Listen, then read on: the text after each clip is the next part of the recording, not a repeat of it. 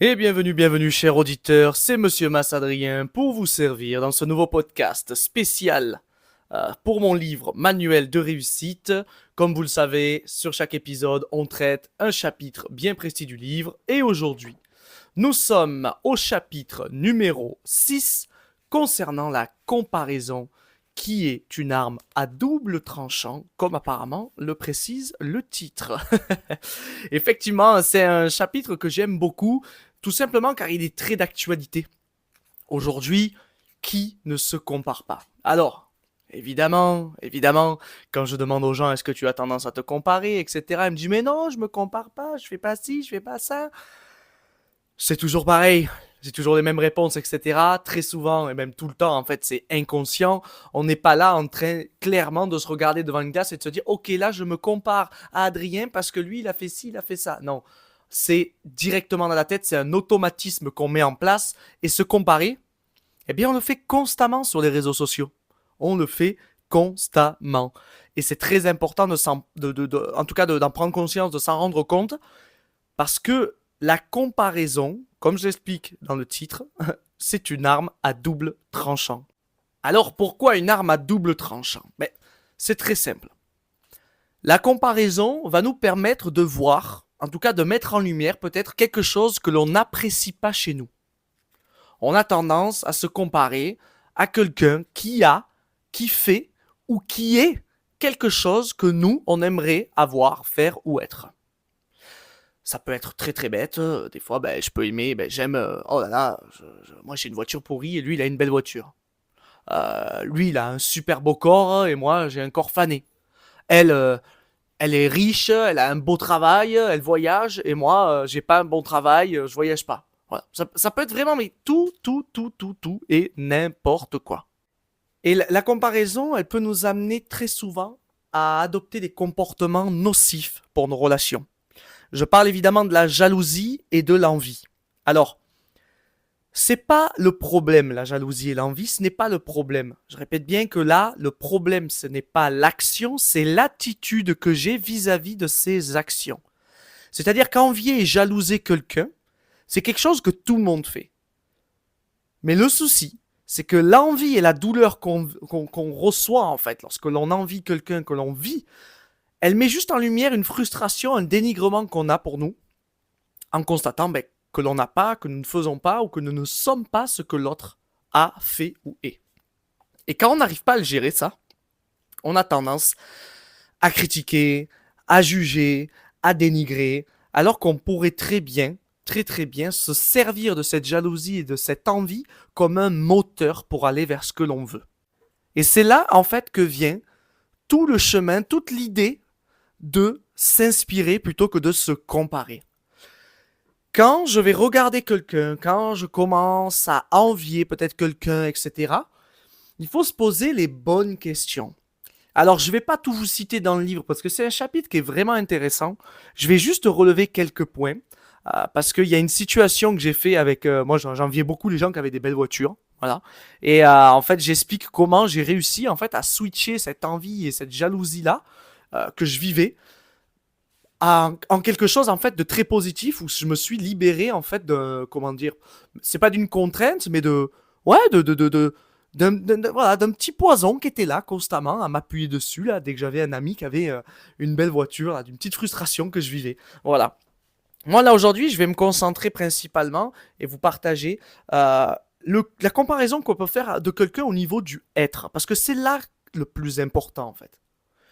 Quand je me compare à quelqu'un et que je suis là en train de l'envier.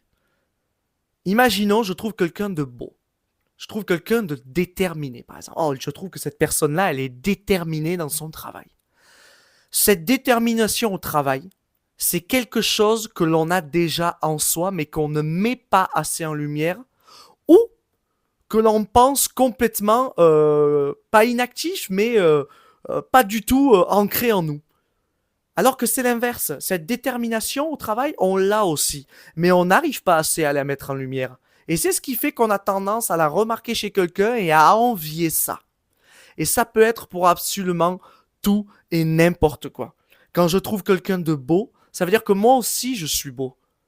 Et peut-être que je ne le crois pas forcément, je ne le crois pas assez, je ne le mets pas assez en valeur. C'est ça pour absolument tout. Lorsque j'admire quelque chose chez quelqu'un, ce quelque chose, je l'ai déjà en moi, mais soit je n'y crois pas, soit je ne le mets pas assez en valeur. Et c'est là qu'en fait vient tout l'intérêt de ce chapitre, qui est d'apprendre à s'inspirer plutôt que de se comparer. Et évidemment, c'est là que nos relations entrent en jeu, parce que avec qui, généralement, à qui on va se comparer, ben, ça va être nos amis, la famille, etc.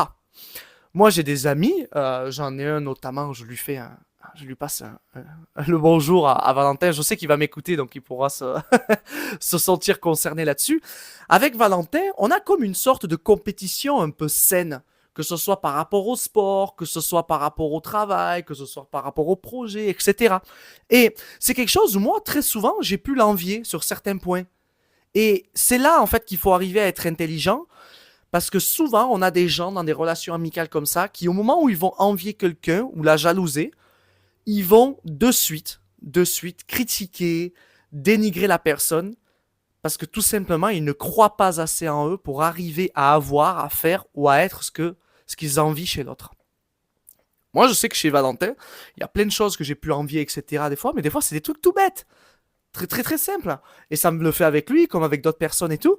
Eh bien, je me dis, ok, tant mieux que cette personne-là, elle arrive peut-être à faire quelque chose que je n'arrive pas, parce que ça me motive, ça me pousse. C'est comme s'il y avait un fil invisible qui me tirait aussi vers ça. Et en fait, c'est super encourageant. Ça nous donne une énergie, une volonté. C'est une compétition qui est saine. Et dans le livre, j'en parle dans le chapitre. euh, c'est quelque chose qui n'existe pas vraiment chez les femmes. Alors, c'est particulier, mais c'est vrai que pour en avoir discuté avec beaucoup de gens, que ce soit autant des hommes et des femmes, cet esprit de compétition saine est énormément présent chez les hommes, mais pas chez les femmes. Les femmes, elles vont avoir tendance à énormément critiquer, tailler dès qu'il y en a une qui sort du lot.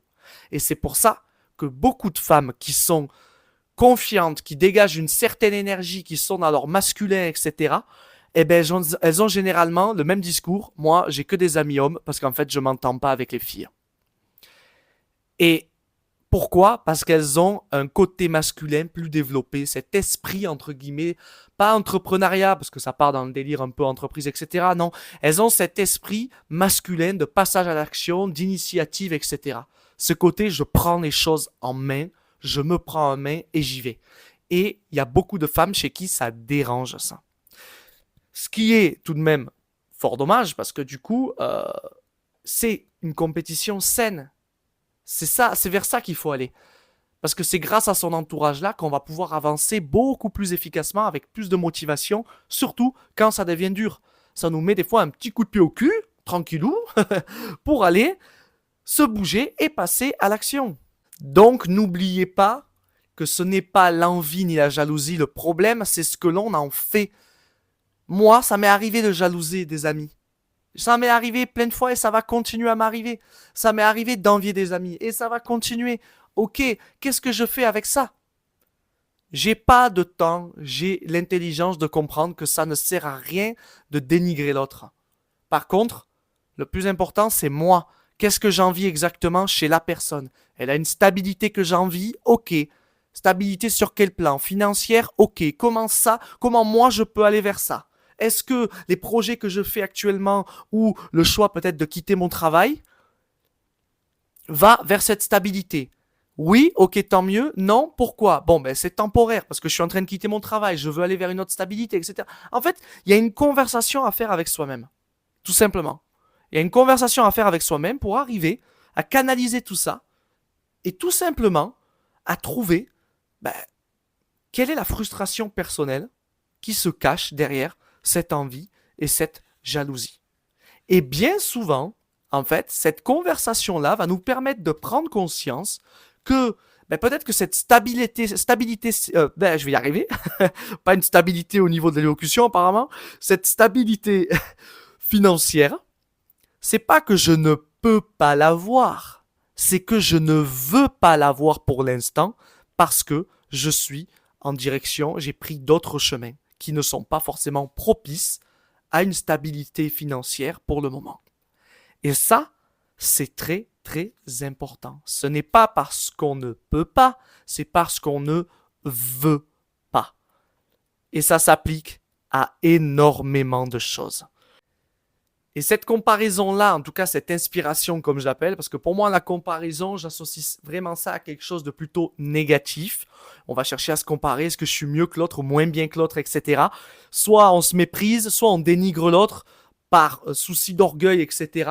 Un excès d'orgueil et en fait ça nous est pas bénéfique. Ça nous est pas bénéfique d'être le numéro 1 des perdants. Mon père disait une phrase, j'avais envie de le goumer quand il disait ça. J'avais envie de le... il m'énervait quand il disait ça. Il disait, ouais, si t'es le champion de ta rue, ça sert à rien, il me disait. Il avait pas tort, en fait. Il avait pas tort. Il a pas tort. Si t'es le numéro 1 des perdants, ça ne sert à rien. Il vaut mieux être le dernier des winners, des gagnants. Parce que là, tu es sûr que tu es entouré de personnes plus compétentes et avec qui tu vas apprendre et avec qui tu vas progresser, tu vas être tiré vers le haut.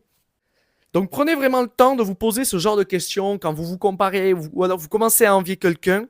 Est-ce que ce qu'il a là, ce que cette personne est là, est-ce que vous pensez vraiment que vous ne pouvez pas l'avoir? Et surtout, est-ce que en fait vous ne l'avez pas parce que vous ne pouvez pas, mais parce que tout simplement, là actuellement, vous ne voulez pas. Voilà. Moi, je vois des gens, j'ai des amis à moi, ils ont 30 ans, ils ont une stabilité, ils ont des enfants, ils ont tout ceci, cela. Ça donne envie. Évidemment que ça fait vivre une frustration. Mais la question à se poser, c'est, ok, est-ce que ça, je peux l'avoir? Oui, tout le monde peut l'avoir. Tout le monde peut avoir un CDI, tout le monde peut trouver quelqu'un, tout le monde peut avoir un enfant. Ok. Est-ce que c'est ça que je veux actuellement dans ma vie?